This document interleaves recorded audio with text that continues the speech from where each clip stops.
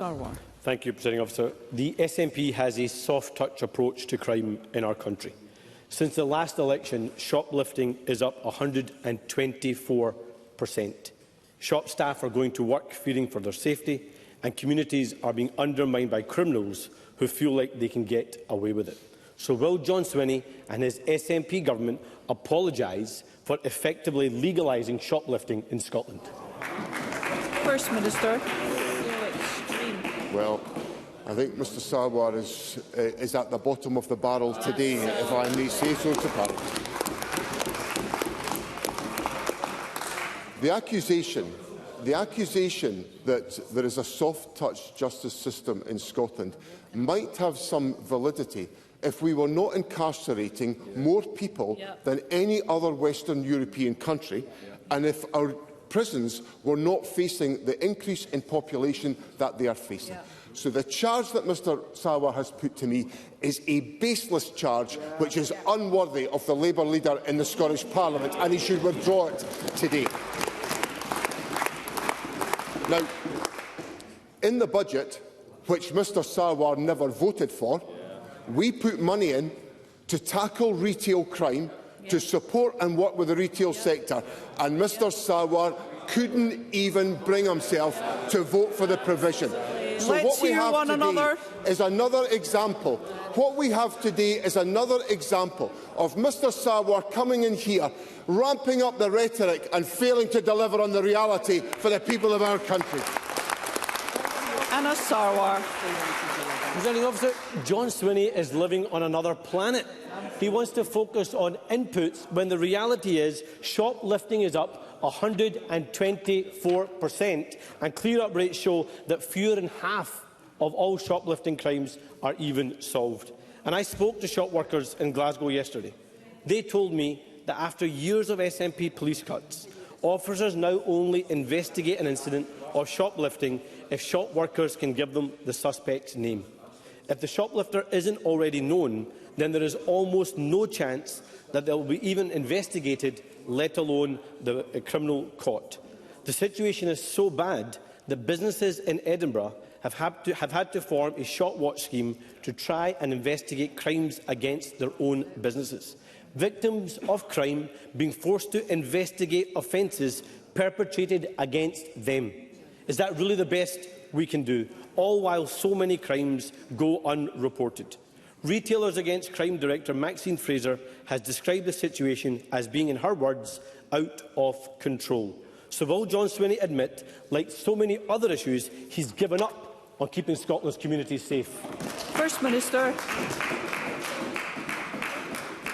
So again, on the budget that Mr Sarwar never voted for, this government put in record investment of £1.64 billion for policing, enabling us to deliver police services the length and breadth of the country. Secondly, in this respect, the government has put in resources to work with the retail sector to tackle the issue of retail crime. And in addition to all of that, the government is working to ensure that we have an effective police presence in every community in Scotland to ensure that these issues are addressed. So Mr Sarwar is not in any position, if he's not prepared to vote for the government's budget, to then come here and complain about any other issues whatsoever. And what this government is determined to do is to work with different organisations in Scotland to protect the public in a country where crime is at one of its lowest levels in 40 years. In 40 years. I'll say that again with all the heckling. The crime in Scotland is at one of its lowest levels in 40 years. That's because of this investment by this government, which the Labour Party failed to support. Anas Sarwar. John Swinney is not living in the real world. The SNP's record on justice is nothing short of criminal. And it's no wonder communities across Scotland feel abandoned.